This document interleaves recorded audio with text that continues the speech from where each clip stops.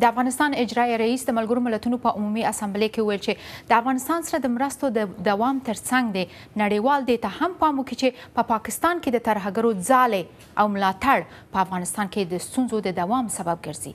د هغه د وینا د نورو مهمو ټکیو په اړه چې د کندوز د برید په اړه هم نظر ښودلی، په نیویارک کې زموږ همکار سید سلیمان آشنا پوره معلومات راغونډ کړي دي چې دوی ته ستړي مشي وایو. آشنا صاحب ستړي مشئ، د اجرایه رئیس د وینا په اړه د نړیوالو مشرانو غبرګون هم موږ سره شریک کړئ. مهرباني. مننه ښایسته جانې، تاسې لیدونکو ته سلام وړاندې کوم.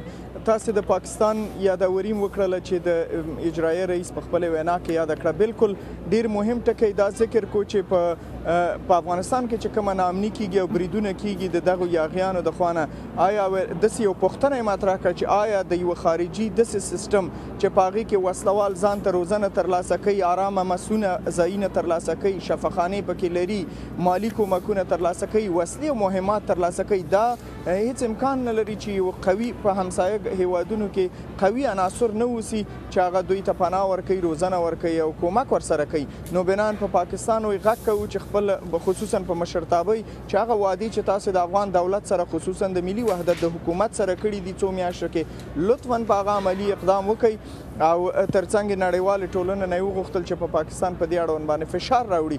کندوز مسلې ته مې اشاره وکړه چې وینا بېګا شپه د نیویارک په وخت باندې د شپې تقریبا 15 کم 11 بجې روانه وه.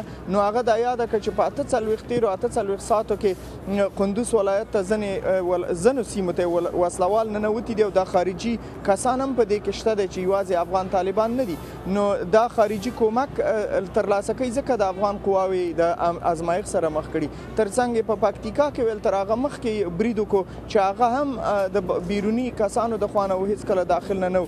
نو د خپل قوت یادولو ذکر یې وکړو چې افغان دولت دې ته متحد دی چې اصلاحات راوړي او وسلوال ځواکونه دې ته لیواله دي چې خپل امنیت په خپله وساتي. خو تداوم د کومکونو عمده عنصر دی او په کار ده چې نړیواله ټولنه خپل کومک ته او ژمنو ته دوام ورکړي.